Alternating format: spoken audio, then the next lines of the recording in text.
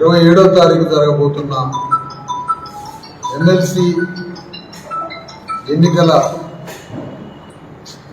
సమరంలో ధర్మ సమాజ్ పార్టీ అభ్యర్థి మందా జ్యోతి గారు మా పార్టీ అభ్యర్థిగా పోటీ చేస్తున్నారు. ఆ అభ్యర్థి విజయాన్ని కాంక్షిస్తూ మరి ఈరోజు శాసన మండలి ఎన్నికలు మన కళ్ళ ముందు జరుగుతున్నాయి.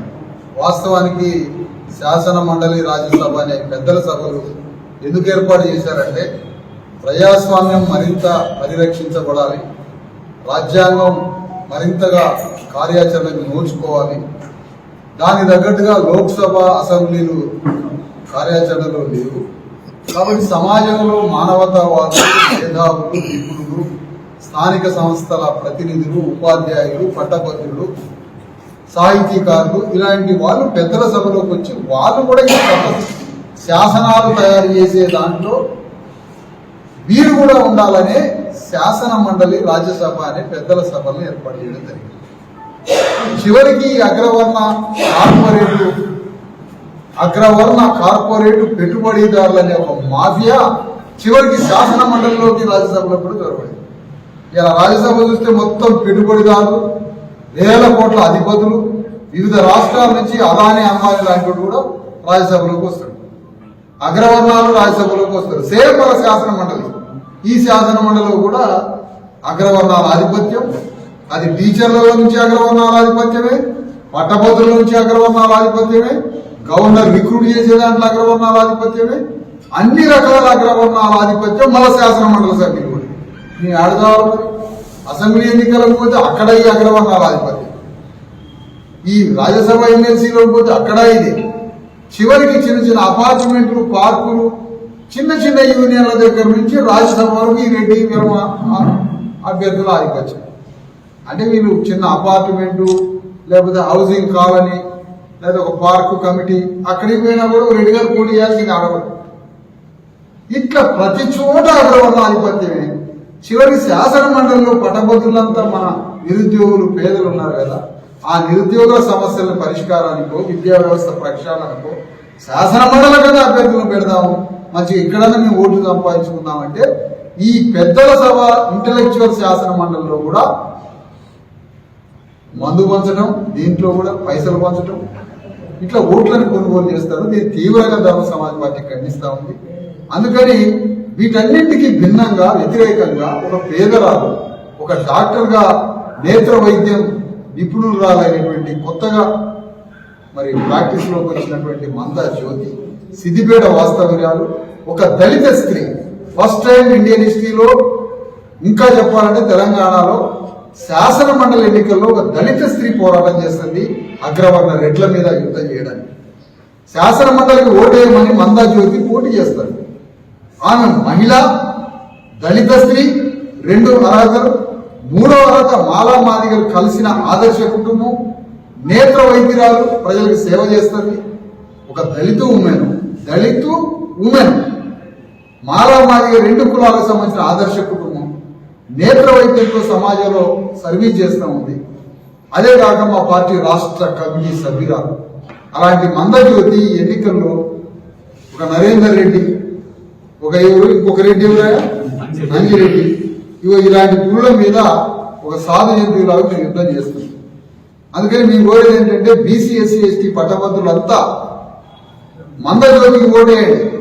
ఒక పేదరాలు, సామాజిక అణిచివేతకు గురైన ఒక దళిత స్త్రీ రేపు శాసన మండలికి పంపిస్తే ఈ పట్టభద్రుల, విద్యావంతులైనటువంటి నిరుద్యోగుల యొక్క సమస్యల్ని, మొత్తం విద్యా వ్యవస్థని ప్రక్షాళన చేసి విద్యను డెమోక్రటైజ్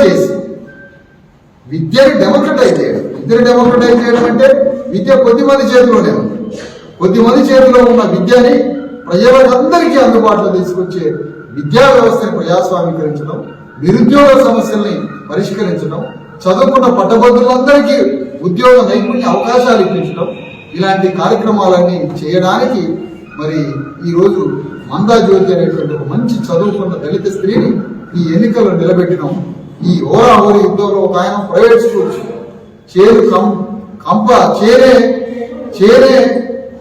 చేరి వేసినట్టు ఉంది కంప. అంటే చేరికి రక్షణగా కంపెనీ పెడితే ఆ కంపెనీ చేయని అట్లనే ప్రైవేటు కార్పొరేటు రక్కసి ఇవాళ విద్యా వ్యవస్థని కంట్రోల్ చేస్తుంటే వాళ్ళు పోయి శాసన మండలిలోకి పోతే విద్యా వ్యవస్థను వాళ్ళు రక్షిస్తారా? విద్యా వ్యవస్థ మీద అణుబాంబులు వేసి ప్రభుత్వ విద్యాలయాల్ని ధ్వంసం చేయడానికి కార్పొరేటర్లు మళ్ళా శాసన మండలి ఎన్నికల్లోకి వస్తున్నారు. అందుకని ఈ సందర్భంగా ఈ శాసన మండలిలో పోటీ చేసే అగ్రవర్ణ అభ్యర్థులు ఎవరైతే ఓట్లు కొనుగోలు చేస్తారో, ఓట్లు కొనుగోలు చేయడం అమాయక ఎస్సీ ఎస్టీలని బీసీలని ప్రభావితం చేసి లొంగ తీసుకొని ఎస్సీ ఎస్టీలకి డబ్బులు ఇచ్చి పైసలు ఇచ్చి మందు పంచే ప్రతి ఒక్కడి మీద ఎస్సీ ఎస్టీ కేసులు పెట్టారు. ఇది మాత్రం పక్క. ఎస్సీ ఎస్టీ కేసులు పెట్టి వాళ్ళని ఎంతకాలం జ్యుడిషియరీలో విచారణ ఎదుర్కోవాలో అక్కడ దాకా పోరాటం చేస్తాం. పైసలు పంచే ప్రతి అగ్రవర్ణాన్ని ఈ ఎన్నికల్లో ఎస్సీ ఎస్టీ కేసులు పెట్టడానికి సందర్భంగా ప్రకటిస్తా ఉన్నాం. అందుకని అమాయక ఎస్సీ ఎస్టీల దగ్గర నుంచి వాళ్ళ ఓట్లను కొనుగోలు చేయొద్దు. సిగ్గు శరం ఉంటే ఒక చదువుకున్న శాసన మండలిలో మేధావులు పోవాల్సిన ప్రయాణంలో ఇలా ఓట్లు కొనుగోలు చేయడానికి పోయింది. అటు వరంగల్లో పోతేనేమో సార్లే కార్లని బార్లుగా మార్చి, సార్లు అంటే టీచర్, అటు టీచర్ ఎమ్మెల్సీ సార్లు తమ కార్లని బార్లుగా మార్చి కార్లలో మందుపోతారు టీచర్లు. వాళ్ళ మీద ఎస్సీ ఎస్టీ కేసులు పెట్టడానికి ఆల్రెడీ ఇక్కడ కూడా అదే పని చేస్తాం.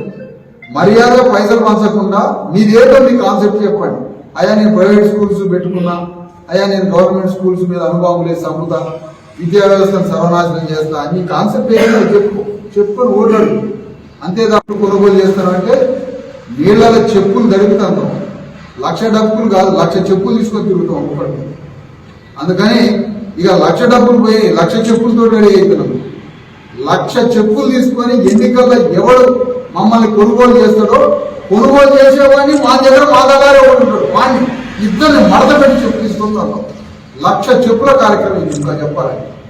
అందుకని ఎస్సీ ఎస్టీ బీసీ అమాయక ప్రజల్ని లొంగ తీసుకొని పైసలు ఇచ్చి మందు పోసి మాయమాటలు చెప్పి వాళ్ళని అమాయకంగా వాళ్ళని దోపిడీ చేసే ఏ అగ్రవర్ణస్తుడైనా, అగ్రవర్ణస్తుడు డైరెక్ట్ మామూలు పైసలు పంచితే ఎస్సీ ఎస్టీ కేసులు పెడతారని ఈ అగ్రవర్ణం ఆయన డైరెక్ట్ పైసలు లేకుండా దళారిని పెడతారు మధ్యలో మనోడిని.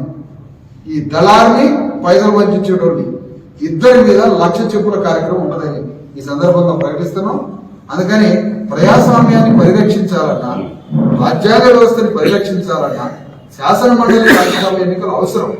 అలాంటి వాటిలో కూడా ఈ కార్పొరేట్ అగ్రవర్ణ మాఫియా ఆధిపత్యం జొరబడితే డెమోక్రసీ చచ్చిపోతుంది, రాజ్యాంగం చచ్చిపోతుంది.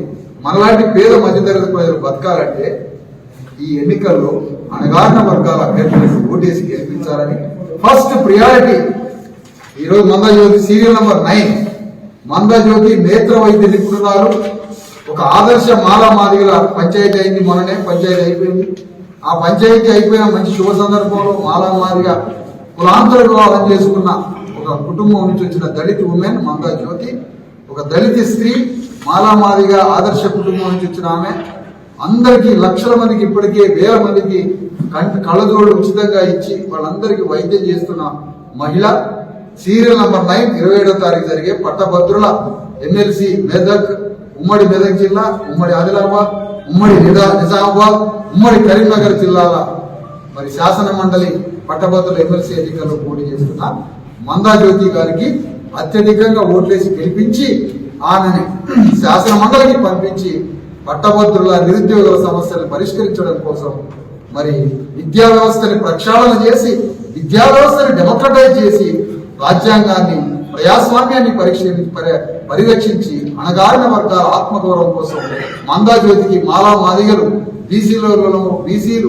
బీసీ అణగారిన వర్గాల ప్రజలు, అగ్రవర్ణ ప్రజాస్వామ్యవాదులు అందరూ మద్దతు ఇచ్చి ఈ మందాజ్యోతి గారిని మరి శాసన మండలికి పంపించాలని మీ ద్వారా ఓటర్లందరినీ అభ్యర్థిస్తుంది.